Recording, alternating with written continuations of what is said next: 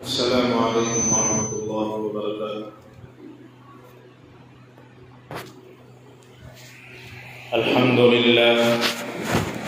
الحمد لله نحمده ونستعينه ونستغفره ونؤمن به ونتوكل عليه ونعوذ بالله من شرور أنفسنا ومن سيئات أعمالنا. من يهده الله فلا مضل له ومن يضلله فلا هادي له. ونشهد أن لا إله إلا الله وحده لا شريك له. ونشهد أن سيدنا ونبينا وسندنا ومولانا محمدا عبده ورسوله. أما بعد فأعوذ بالله من الشيطان الرجيم. بسم الله الرحمن الرحيم.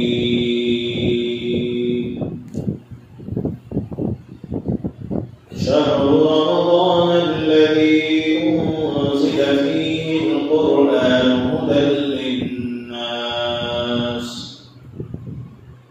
وقال في مقام آخر ظهر الفساد في البر والبحر بما كسبت أيدي الناس. وقال في مقام آخر ومن أعرض عن ذكري فإن له معيشة ضنكا. صدق الله العظيم. وقال النبي صلى الله عليه وسلم لا طاعة لمخلوق في معصية الخالق. وقال في مقام آخر طلب العلم فريضة على كل مسلم ومسلمة، أو كما قال عليه الصلاة والتسليم. اللهم صل على محمد في أول كلامنا. اللهم صل على محمد في أوسط كلامنا. اللهم صل على محمد في آخر كلامنا. اللهم أيدنا بتأييدك. اللهم أيدنا بتأييدك. اللهم أيدنا بتأييدك. میرے محترم بزرگوں اور عزیز دوستوں،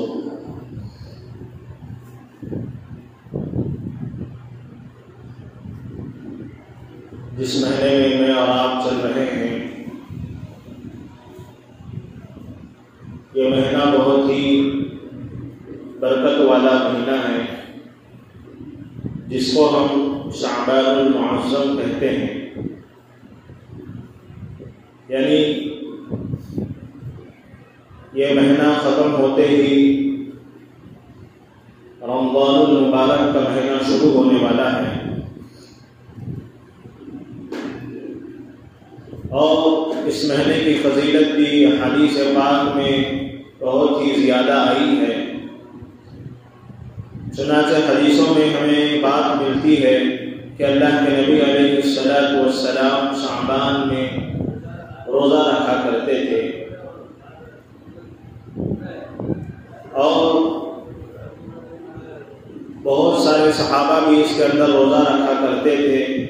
لیکن جب نبی کو پتہ چلا کہ میرے صحابہ مسلسل روزہ رکھ رہے ہیں شعبان میں، تو اللہ کے نبی نے ان سے ارشاد فرمایا کہ ایسا نہ ہو کہ تم شعبان میں مسلسل روزہ رکھنے کی وجہ سے کمزور پڑ جاؤ جب تمہاری زندگی میں رمضان المبارک کا مہینہ آئے، تم شعبان میں روزہ رکھنے کی وجہ سے، کمزور ہونے کی وجہ سے رمضان کے جو فرض روزے ہیں تم سے چھوٹ نہ جائیں۔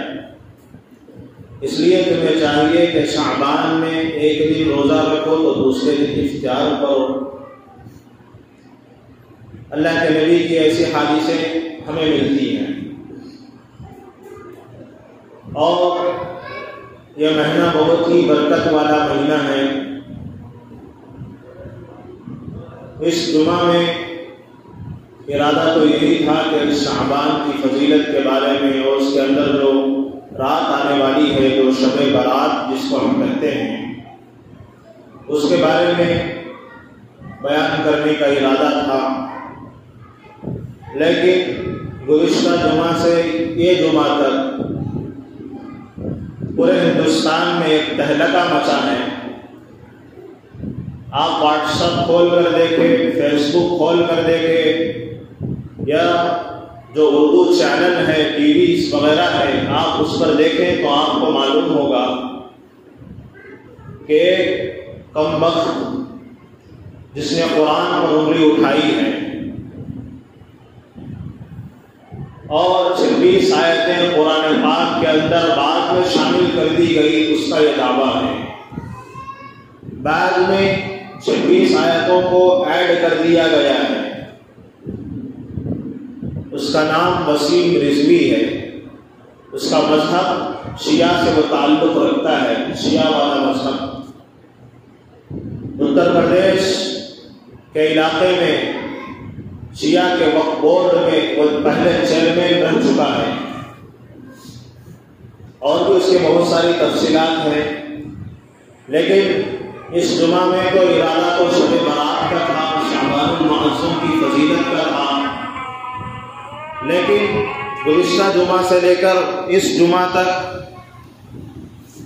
دنیا میں یہ تحریک اور یہ بات کھل کر سامنے آئی، اس نے یہ دعویٰ کیا اور کورٹ کے اندر یہ عرضی بھی داخل کی کہ قرآن پاک کے اندر 26 آیتیں بعد میں ایڈ کر دی گئی ہے، بعد میں شامل کر دیا گیا ہے۔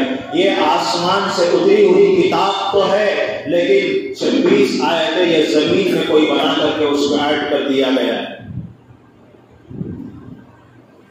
یہ مسلمانوں کے لیے بہت ہی زبردست چیلنج ہے، علماء کے لیے، مدارس کے لیے، مکاتب فکر رکھنے والوں کے لیے، دانشمند لوگوں کے لیے، امت کے نوجوانوں کے لیے، کہ وہ ہمارے ہی سامنے ہمارے قرآن پر انگلی اٹھا رہا ہے، اور اس کے قلم میں اتنی طاقت کیسے پیدا ہو گئی، اس کی زبان میں اتنی طاقت کیسے پیدا ہو گئی کہ ہمارا قرآن جو آسمانوں سے نازل ہوا ہے، جو لوح محفوظ سے آسمان دنیا پر اور آسمان دنیا سے اللہ کے نبی علیہ السلام کے قلب اطہر پر جو قرآن اتارا گیا، اس قرآن پر اس نے انگلی اٹھائی ہے، جس کا نام کمبخت وسیم رضوی بتایا جا رہا ہے۔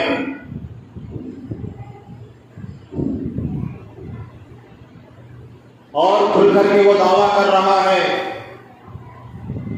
کہ 26 آیتیں قرآن میں موجود نہیں تھی، اور اس کو وجہ پوچھی گئی، وہ وجہ بھی لکھ رہا ہے، وجہ بھی بتا رہا ہے، اور وہ یہ بتا رہا ہے کہ ان 26 آیتوں میں 26 آیتوں میں اللہ نے یہ نازل نہیں فرمائی، اس لیے کہ اس کے اندر دہشت گردی کی تعلیم ہے، اس کے اندر محبت کی تعلیم نہیں دی گئی ہے، اس کے اندر اخوت کی تعلیم نہیں دی گئی ہے۔ ہم اس کو یہاں یہ بتانا چاہتے ہیں کہ تیری کمزوری کی بات ہے کہ تو قرآن کو اپنے عقل میں لا کر سمجھنے کی کوشش کی ہے، اپنی عقل کو قرآن کے حوالے کرنا چاہیے۔ میں ہر بات یہ بات آپ لوگوں کے سامنے رکھتا ہوں، کبھی اپنی عقل کو شریعت کے حوالے کر دینا چاہیے، شریعت کو اپنے عقل میں لانے کی کوشش نہیں کرنا چاہیے۔ اس نے یہی کیا۔ وسیم رضوی قرآن پاک کو اور ان 26 آیتوں کو اپنی عقل میں لانے کی کوشش کی، اپنی سوچ سے اس کو سمجھنے کی کوشش کی، تو میرے عزیز دوستو وہ گمراہ ہوا۔ قرآن پاک میں ایک آیت موجود ہے، قرآن پاک کھل کر کے اعلان کر رہا ہے بہت سو کے لیے قرآن پاک ہدایت کا ذریعہ ہے، بہت سو کے لیے قرآن پاک گمراہی کا ذریعہ ہے۔ مطلب کیا ہے؟ جو آدمی اس قرآن کو علماء سے سمجھے گا، مکاتب سے سمجھے گا، مدارس سے سمجھے گا، مسجدوں میں آ کر کے بیٹھ کے مجالس میں بیٹھ کر کے سمجھے گا، ان کے لیے ہدایت کا سبب ہے۔ جو آدمی اپنے عقل کے ذریعے سے قرآن کو سمجھنے کی کوشش کرے گا، نہ کسی تفسیر کا سہارا لے گا، نہ کسی عالم کا سہارا لے گا، نہ کسی امام کا سہارا لے گا، نہ کسی کتاب کا سہارا لے گا، نہ معارف القرآن کا سہارا لے گا، نہ گلدستہ حدیث کا سہارا لے گا، بلکہ ڈائریکٹ اپنے عقل سے قرآن کو سمجھنے کی کوشش کرے گا۔ تو میرے عزیز دوستو، قرآن نے اعلان کر دیا آج سے 1400 سال پہلے وسیم رضوی اس آیت میں شامل ہے۔ قرآن اعلان کرتا ہے بہت سو کو یہ قرآن ہدایت کی طرف لے کر کے جاتا ہے، صراط مستقیم کی طرف لے کر کے جاتا ہے ان لوگوں کے لیے جو علماء کی طرف رہتے ہیں، ان لوگوں کے لیے جو علماء کی بات مان کر کے چلتے ہیں، وہ ان لوگوں کے لیے ہے جو مدارس کے فتوے کو اپنے سینے سے لگاتے ہیں، ان لوگوں کے لیے وہ صراط مستقیم کی طرف لے کر کے جاتا ہے۔ جو دوسرا اسٹیپ اٹھاتا ہے، یعنی اپنی عقل کے ذریعے سے قرآن کو سمجھنے کی کوشش کرتا ہے، جس طرح آج وسیم رضوی اپنی عقل کے ذریعے سے قرآن کو سمجھنے کی کوشش کیا ہے، اپنی عقل کے ذریعے سے ان 26 آیتوں کو دہشت گردی کی تعلیم بتا رہا ہے، وہ اپنی عقل کے ذریعے سے قرآن کو سمجھنے کی کوشش کیا ہے۔ تو قرآن اعلان کرتا ہے کہ بعض لوگ ایسے ہیں امت کے اندر جو قرآن پڑھتے ہیں لیکن قرآن ان کو صراط مستقیم کی طرف نہیں لے کر جاتا، بلکہ غیر المغضوب علیہم ولا الضالین کی طرف لے کر کے جاتا ہے۔ کیوں؟ یہ قرآن کا سمجھنا علماء کے پاس بیٹھ کر کے نہیں ہے، یہ قرآن کا سمجھنا مدارس میں بیٹھ کر کے نہیں ہے، یہ قرآن کا سمجھنا مسجد کے ممبر کے پاس بیٹھ کر کے نہیں ہے، یہ قرآن کا سمجھنا مکتب کے پاس حافظات کے پاس بیٹھ کر کے سمجھنا نہیں ہے، بلکہ انٹرنیٹ کے پاس بیٹھ کر کے سمجھ رہا ہے، قرآن کو اپنی عقل میں لا کر کے سمجھ رہا ہے۔ تو قرآن کی آیت یہاں پر فٹ ہو رہی ہے۔ اللہ نے قرآن میں آج سے 1400 سال پہلے ہی کہہ دیا یہ قرآن پاک انسانیت کے لیے ہدایت کی ہے، یہ قرآن پاک انسانیت کے لیے گمراہی کا سبب بھی ہے۔ سوچنے کی بات ہے، سمجھنے کی بات ہے، غور کرنے کی بات ہے۔ قرآن ہے پاکیزہ، اس کو پڑھنے والا کیسے گمراہ ہوگا؟ اس کو پڑھنے والا اس طرح گمراہ ہوگا جو اس کو پڑھنے والے ہیں اس کے طریقے سے ہٹ کر اپنی عقل سے سمجھنے کی کوشش کرے گا تو وہ گمراہ ہوگا۔ جو صحابہ کے نقش قدم سے ہٹے گا، جو اللہ کے نبی نے فرمایا اصحابی النجوم فبأیہم اقتدیتم اہتدیتم، میرے صحابہ تو ستاروں کے مانند ہیں، جس کی تم ابتدا کرو گے راہ راست پا جاؤ گے، جنت کا راستہ پا جاؤ گے۔ جو قرآن کو سمجھنے کے لیے صحابہ کی زندگی کو نہیں دیکھا، قرآن کو سمجھنے کے لیے تابعین کی زندگی کو نہیں دیکھا، قرآن کو سمجھنے کے لیے امام اعظم ابو حنیفہ کی زندگی کو نہیں دیکھا، جو قرآن کو سمجھنے کے لیے امام شافعی رحمۃ اللہ علیہ کی زندگی کو نہیں دیکھا، قرآن کو سمجھنے کے لیے امام احمد بن حنبل رحمۃ اللہ علیہ کی زندگی کو نہیں دیکھا، قرآن کو سمجھنے کے لیے حافظ ابن حجر عسقلانی رحمۃ اللہ علیہ کی زندگی کو نہیں دیکھا، قرآن کو سمجھنے کے لیے مفسر جلالین کو جو ان کے مصنف ہے اس کو نہیں دیکھا، بلکہ انٹرنیٹ کو دیکھا، وائی فائی کو دیکھ کر کے قرآن کو سمجھنے کی کوشش کر رہا ہے۔ اپنی عقل کو اپنے عقل کے دائرے میں لا کر، اپنی نگاہ کے گھوڑوں کے دائرے میں لا کر قرآن کو سمجھنے کی کوشش کر رہا ہے۔ میرے عزیز دوستو، وسیم رضوی ہی نہیں بلکہ دنیا کا کوئی بھی امام ہو، کوئی بھی آدمی ہو، چاہے وہ نارمل آدمی ہو، اگر قرآن کو اپنی عقل کے دائرے میں لا کر سمجھنے کی کوشش کرے گا، وہ صراط مستقیم پر ہرگز گامزن نہیں ہوگا، بلکہ غیر المغضوب علیہم ولا الضالین کے زمرے میں وہ داخل ہوگا۔ تعلیم جو دی جاتی ہے سینہ بسینہ تعلیم حاصل کی جاتی ہے۔ تعلیم جو حاصل ہوتی ہے، قرآن کا جو علم، قرآن کا جو نور ملتا ہے، کتاب ایک ذریعہ ہے، کتاب ایک ذریعہ ہے، سینہ بسینہ علم حاصل کیا جاتا ہے۔ لیکن اس کی کم عقلی ہے وسیم رضوی کی کہ اس نے 26 آیتوں کو قرآن میں شامل ہونے کا انکار کیا۔ میں اس کو یہ جواب دیتا ہوں تو کون ہوتا ہے ہمارے قرآن پر انگلی اٹھانے والا؟ تو کون ہوتا ہے ہماری شریعت پر انگلی اٹھانے والا؟ تو کون ہوتا ہے ہمارے 6660 آیتوں پر انگلی اٹھانے والا؟ تو کون ہوتا ہے ہمارے 540 رکوع پر انگلی اٹھانے والا؟ قرآن ہمارا ہے، قرآن ہمارے نبی پر اتارا گیا ہے۔ قرآن یہ کسی کی بات کی ڈیری نہیں ہے، قرآن وسیم رضوی کی لکھی ہوئی کتاب نہیں ہے، قرآن وسیم رضوی کے کوئی خاندانی آبا و اجداد لکھنے والی کتاب نہیں ہے۔ قرآن تو 7 آسمانوں سے اترنے والی کتاب ہے، قرآن تو لوح محفوظ میں رہنے والی کتاب ہے۔ ذالک الکتاب لا ریب فیہ، پارے نمبر 1 اٹھا، سب سے پہلا سورہ کیا فرماتا ہے رب؟ الف لام میم ذالک الکتاب لا ریب فیہ، وہ کتاب ہے، یہ وہ کتاب ہے جس میں ذرہ برابر شک نہیں۔ پڑھنے کی تو دور کی بات، پارے نمبر 2 پڑھنے کی دور کی بات، پارے نمبر 3 پڑھنے کی دور کی بات، سب سے پہلے جب تو پارے نمبر 1 پڑھتا ہے، سورہ بقرہ شروع کرتا ہے، تیری زبان سے کیا کہتا ہے؟ الف لام میم ذالک الکتاب لا ریب فیہ، یہ وہ کتاب ہے جس کے اندر ذرہ برابر شک نہیں ہے۔ کتاب پڑھنے کے بعد، دنیا کی کتاب پڑھنے کے بعد فلاں آدمی کہتا ہے کہ اس کے اندر شک نہیں ہے، لیکن قربان جائیے قرآن پر، قربان جائیے میرے اور آپ کے آقا پر، قربان جائیے میرے اور آپ کے اللہ پر، قربان جائیے میرے اور آپ کے رب پر۔ رب نے سب سے پہلے یہ آیت فٹ کر دی اور یہ آیت اتار دی اور یہ آیت قرآن میں لکھ دی، الف لام میم۔ جو بھی پڑھنے والا ہے، چاہے دنیا کا رہنے والا ہو، چاہے وہ جنات پڑھنے والے ہو، چاہے وہ انسان پڑھنے والا ہو، چاہے وہ امام پڑھنے والا ہو، چاہے وہ امیر پڑھنے والا ہو، چاہے وہ محدث پڑھنے والا ہو، چاہے وہ علامہ پڑھنے والا ہو، چاہے وہ ٹیچر پڑھنے والا ہو، چاہے وہ امام پڑھنے والا ہو، چاہے وہ کوئی مصلی پڑھنے والا ہو، سب سے پہلے اس کی زبان سے نکلے گا الف لام میم ذالک الکتاب لا ریب فیہ، یہ وہ کتاب ہے جس کے بارے میں ذرہ برابر شک نہیں ہے۔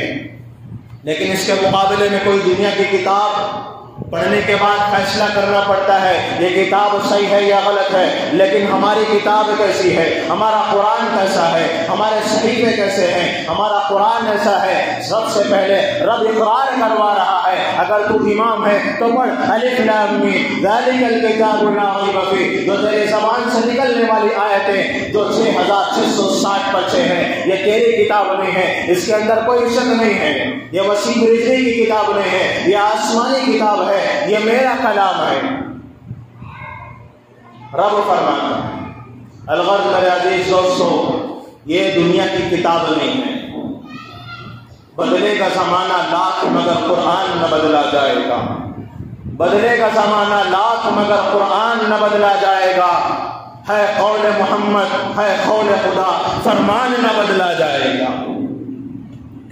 زمانہ لاکھ بدلے گا، قرآن کا جیسا حرف اترا تھا، جس زبان میں اترا تھا، جس انداز میں اترا تھا، اسی انداز سے الحمدللہ ثم الحمدللہ ہمارے سینے میں محفوظ ہے۔ 8 سال کا بچہ 8 قرآن پاک حفظ کیا ہے۔ وسیم رضوی، اگر تو قرآن پاک کو حذف کرنا چاہتا ہے، یہ تیری ہمت کی بات نہیں ہے، اگرچہ تو کر بھی دے، یہ بتا کہ ہمارے سینوں سے وہ 36 آیتیں کیسے مٹا سکے گا۔ آج ہمارے 6 سال کے بچے کے اندر قرآن پاک محفوظ ہے، آج ہمارے 4 سال کے بچے کے اندر قرآن پاک محفوظ ہے۔ 36 آیتیں نہیں بلکہ 6660 پرچے آئے تھے۔ آج ہمارے 8 سال کے بچے، 15 سال کے بچے کے اندر قرآن پاک محفوظ ہے، اس کو کیسے مٹائے گا؟ یہ قرآن کا معجزہ ہے۔ دنیا کی کوئی کتاب کوئی بھی آدمی آسانی کے ساتھ یاد نہیں کر سکتا۔ یاد کر سکتا ہے، یاد رکھ سکتا ہے، لیکن چلے جائیے حافظ قرآن کے پاس، چلے جائیے کسی عالم دین کے پاس، انہوں نے یاد کر کے نہیں رکھا ہے۔ یہ اللہ کا اور میرے نبی علیہ السلام کا معجزہ ہے۔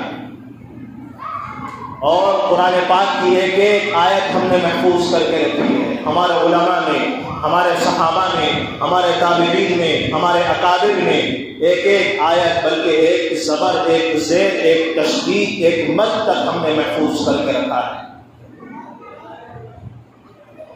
اگر ساری دنیا کے اندر سے تم قرآن کو ختم کر دو، ہمارا مذہب کا 4 سال کا بچہ کھڑے ہو کر کے پینٹنگ کرا دے گا تم قرآن کو۔ ہمارے پاس وہ طاقت ہے، نہیں ہے؟ ہمارے پاس، ہمارے مسلم قوم کے پاس وہ طاقت ہے، ہمارے حفاظ کے پاس وہ طاقت ہے، ہمارے عالموں کے پاس وہ طاقت ہے، ہمارے محدثوں کے پاس وہ طاقت ہے۔ ساری دنیا کے قرآن کو تم ختم کر دو، لیکن پھر ہم 80 قرآن کو تیار کریں گے۔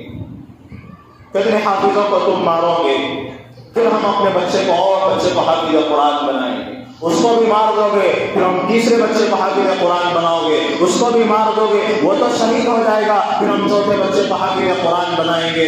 قیامت تک حافظ قرآن چلتا رہے گا، قیامت تک سینے سے سینہ قرآن کا علم پہنچتا رہے گا، قرآن کا نور سامنے سے سینے کو پہنچاتے رہیں گے۔ اگرچہ کہ وسیم رضوی جیسے ہزاروں پیدا ہو جائے، قرآن نہ بدلا ہے نہ بدلے گا۔ جیسا کہ شعر میں نے بھی پڑھا، بدلے گا زمانہ لاکھ مگر قرآن نہ بدلا جائے گا۔ زمانہ بدلے گا لیکن قرآن نہیں بدلے گا۔ ہے قول محمد، ہے قول خدا، فرمان نہ بدلا جائے گا۔ نوٹ بدلا ہے، کیا ہماری زکوٰۃ دینا بدلا؟ جب نوٹ بدلنے کا سلسلہ آیا، نوٹ بندی کا، جب نوٹ بدلا دیا گیا تو ہماری شریعت میں اس سے کوئی رد و بدل ہوئی، اونچ نیچ ہوئی؟ نہیں ہوئی۔ کیوں؟ ہماری شریعت کسی کرنسی کو دیکھ کر کے زکوٰۃ متعین نہیں کرتی، ہماری شریعت تو پرسنٹیج کے حساب سے زکوٰۃ متعین کرتی ہے، مالی کے نصاب متعین کرتی ہے۔ ہماری شریعت اندھی نہیں ہے، ہمارا قرآن اندھا نہیں ہے، ہماری حدیث اندھی نہیں ہے، ہمارے علماء اندھے نہیں ہیں۔ قیامت تک جو بھی مسئلہ آئے گا قرآن میں موجود ہے، حدیث میں موجود ہے، اس کو نکالنے والے علماء موجود ہیں۔ جو بھی جس طرح کا بھی گستاخ، چاہے وہ نبی کا گستاخ ہو، چاہے وہ قرآن کا گستاخ ہو، چاہے وہ حدیث رسول کا گستاخ ہو، اس کا جواب دینے والے آج کے علماء موجود ہیں۔ الغرض میرے عزیز دوستوں، میں یہ بتانا چاہ رہا تھا، قرآن کی ہر آیت محفوظ ہے۔ قرآن پاک کے کتنے نام ہیں وہ تک بھی ہم نے محفوظ کر کے رکھا ہے۔ قرآن پاک کے اندر کتنے حروف ہیں وہ تک بھی ہم نے محفوظ کر کے رکھا ہے۔ قرآن پاک کے اندر کتنے رکوع ہیں وہ بھی تو ہم نے محفوظ کر کے رکھا ہے۔ قرآن کریم کے اندر کتنے منزلیں ہیں، کتنے احزاب ہیں وہ بھی ہم نے محفوظ کر کے رکھا ہے۔ وسیم رضوی کی اتنی مجال نہیں کہ قرآن پاک سے 26 آیتیں اکھاڑ کے پھینک دے۔ اس کی غلط سوچ ہے، اس کی کم ظرفی ہے، اس کی کم عقلی کی بات ہے کہ اس نے یہ بات کہہ دی ہے اور کورٹ میں بھی عرضی داخل کی کہ قرآن پاک کے اندر سے 26 آیتیں نکال دیں۔ ایسا ہو سکتا ہے؟ یہ اس کے باپ کی لکھی ہوئی کتاب نہیں ہے، یہ اس کے باپ کی ڈگری نہیں ہے، بلکہ یہ آسمانی کتاب ہے۔ جب ہماری ذات پہ کوئی بولتا ہے تو ہم خاموش بیٹھتے ہیں، جب ہماری بہن پہ کوئی انگلی اٹھاتا ہے، کوئی آنکھ اٹھاتا ہے تو ہم خاموش بیٹھتے ہیں۔ یہ تو انسانیت کی ہدایت کے لیے رب نے قرآن نازل فرمایا، اس قرآن پر جب انگلی اٹھا رہا ہے تو ہم کیسے خاموش بیٹھیں؟ کیسے خاموش بیٹھیں؟ خاموش نہیں بیٹھیں۔ ہر عالم بولے گا، ہر حافظ بولے گا، ہر آدمی بولے گا۔ یہ اس کی کتاب نہیں ہے، بلکہ یہ لوگوں کی ہدایت کے لیے اتار کردہ کتاب ہے، اتاری گئی کتاب ہے۔ شہر رمضان الذی انزل فیہ القرآن ھدی للناس، ہم نے قرآن کو رمضان کے مہینے میں اتارا۔ ھدی للناس، کس کے لیے اتارا؟ ناس کسے کہتے ہیں؟ لوگوں کو کہتے ہیں۔ لوگوں کی ہدایت کے لیے اتارا، لوگوں کی ہدایت کے لیے اتارا۔ اس کے اندر ہدایت بھی ہے، اس آدمی کے لیے ہے جو علماء کے ساتھ رہ کر قرآن کو سمجھے۔ جو آدمی علماء کے بغیر قرآن کو سمجھنے کی کوشش کرے گا اس کے لیے ہدایت نہیں بلکہ ضلالت ہے، گمراہی ہے۔ دوسری آیت بھی ہے اسی قرآن کے اندر، بعض لوگوں کے لیے یہ قرآن ہدایت کا سبب ہے، بعض لوگوں کے لیے یہ قرآن گمراہی کا سبب ہے۔ اس لیے ہمیں چاہیے قرآن انہی لوگوں سے سمجھے جو قرآن کا علم رکھتے ہیں۔ میں آپ کو قرآن کے بارے میں، جب قرآن کا تذکرہ ہو رہا ہے تو چند باتیں آپ لوگوں کے سامنے رکھتا ہوں، اس کے بعد بات ختم کرتے ہیں۔ قرآن کریم کے 13 نام ہیں۔ کتنے نام ہیں؟ 13 نام۔ ہمارے کو صرف قرآن 21 نام ہیں۔ قرآن کریم کے کتنے نام ہیں؟ 13 نام۔ سب سے پہلا الکتاب، دوسرا الفرقان، تیسرا التنزیل، چوتھا الذکر، پانچواں النور، چھٹا الہدی، ساتواں الرحمہ، آٹھواں احسن الحدیث، نوواں الوحی، نمبر 10 الروح، نمبر 11 المبین، نمبر 12 المجید، نمبر 13 الحق۔ یہ قرآن پاک کے نام ہیں۔ آج ہمارے مسلمانوں کو نہیں معلوم قرآن پاک کے نام، صرف قرآن کو قرآن بولتے ہیں، اور ایک کتاب کے مطابق قرآن پاک کے 25 نام ہیں۔ اس طرح ہم نے قرآن پاک کی کتنے نام ہیں وہ بھی محفوظ کر کے رکھا ہے۔ کیا قرآن پاک کے اندر کوئی 26 آیتیں ایڈ کر دے تو ہمارے کو معلوم نہیں ہوگا؟ ہاں، معلوم نہیں ہوگا۔ یہ اس کی کم عقلی کی بات ہے، وسیع رزقی کی کم عقلی کی بات ہے۔ اپنی جہالت کا وہ ثبوت دیا، میں جاہل ہوں، میں سب سے بڑا جاہل دنیا میں سب سے بڑا جاہل ہوں۔ میں یہ بات کہہ رہا ہوں کہ قرآن پاک کے اندر 26 آیتیں بعد میں شامل کر دی گئی۔ یہ اس کی بات سے پتہ چل رہا ہے یہ دنیا میں سب سے بڑا جاہل ہے جس نے ہمارے قرآن پاک پر انگلی اٹھائی۔ معلوم کرنا چاہیے سب باتیں۔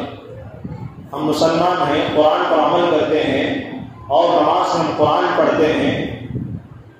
فلاں نبی کیا کر رہا ہے ہم کو معلوم ہے، فلاں ایم کیا کر رہا ہے ہم کو معلوم ہے، فلاں کونسلر کیا کر رہا ہے ہم کو معلوم ہے، فلاں پارٹی کا آدمی کیا کر رہا ہے ہم کو معلوم ہے۔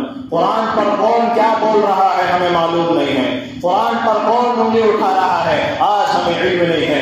دیکھنے میں یہ کہتے ہیں اور بولنے کے اعتبار سے ہم بولتے ہیں ہم نبی کے غلام ہیں، ہم قرآن کے غلام ہیں، ہم نماز کے غلام ہیں، ہم مسجد کے غلام ہیں، ہم ایمان کے غلام ہیں۔ کہاں کے ایمان کے غلام ہو، کہاں قرآن کے غلام ہو، کہاں نبی کے غلام ہو، کہاں امتی کے غلام ہو؟ قرآن پر بول رہا ہے ایک آدمی، تمہیں اب تک پر علم نہیں ہے۔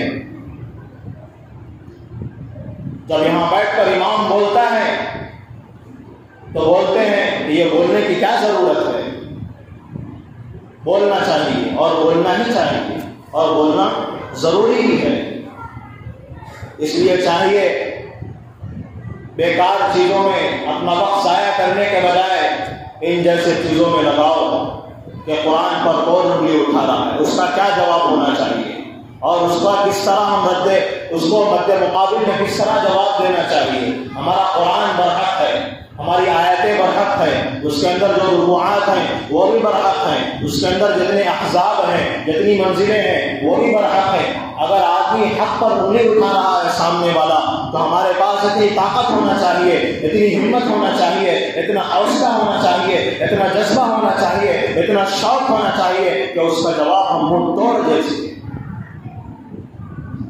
ہم نبی کے غلام ہیں، ہم اسی آیت کو پڑھنے والے ہیں، ہم اسی قرآن کو پڑھنے والے ہیں۔ الغرض قرآن پاک کے اندر کتنے پارے ہیں؟ 30 پارے ہیں۔ قرآن پاک کے اندر کتنے رکوع ہیں؟ کتنے رکوع ہیں کسی کو معلوم ہے؟ 540 رکوع ہیں۔ مسلمان ہیں، قرآن کے بارے میں نالج ہے۔ اگر کوئی پوچھے کہ عامر خان کو کتنی بیویاں ہیں، فوراً اٹھے گا بول دے گا۔ اگر پوچھے کہ الو ارجن کے کتنے نام ہیں، فوراً بیچ میں سے اٹھے گا بول دے گا اس کے 3 نام ہیں، اس کے 2 نام ہیں۔ بولے گا نہیں بولے گا؟ یہ قرآن کا نالج کیوں نہیں ہے ہمارے پاس؟ اس لیے ہمیں چاہیے کہ قرآن کا نالج بنا۔ خیر، قرآن پاک کے اندر کتنے رکوع ہیں؟ 540۔ قرآن پاک کے اندر آیتیں کتنے ہیں؟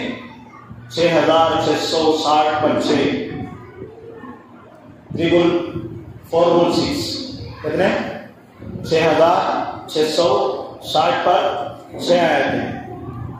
اور اسی طرح بہت ساری باتیں قرآن پاک کی ہیں وقت ہو گیا ہے. اللہ تبارک و تعالیٰ سے دعا ہے کہ اللہ تبارک و تعالیٰ ہم سب کو کہی ہوئی باتوں پر عمل کرنے کی توفیق نصیب فرمائے. بدلے کا زمانہ لاکھ مگر قرآن نہ بدلا جائے گا. بدلے کا زمانہ لاکھ مگر الو ارجن کے جیسے ہزاروں آئیں گے لیکن قرآن نہیں بدلے گا. وہ اسٹائل ایک دکھائے گا لیکن قرآن کا اسٹائل نہیں چلے گا. اس کی کٹنگ کی اسٹائل ایک ہوگی تو لیکن نبی کی اسٹائل نہیں چلے گی. بدلے کا زمانہ لاکھ مگر قرآن نہ بدلا جائے. جتنا بھی اسٹائل بدلے گا لیکن قرآن کا اسٹائل نہیں بدلے گا. وسیم رضوی 1000 پیدا ہوں گے لیکن قرآن نہیں بدلے گا. ٹیکنالوجی زمانے میں عام ہو جائے گی لیکن قرآن نہیں بدلے گا. قرآن کے مطابق ٹیکنالوجی کو چلنا پڑے گا. قرآن کے مطابق الو ارجن کی کٹنگ بنانا پڑے گا. ایسا نہیں کہ الو ارجن کی کٹنگ بنائے. اس لیے میں بول رہا ہوں بدلے کا زمانہ لاکھ مگر قرآن نہ بدلا جائے گا. ہے قول محمد ہے قول محمد قول خدا فرمان نہ بدلا جائے گا. وآخر دعوانا الحمدللہ رب العالمین. سنت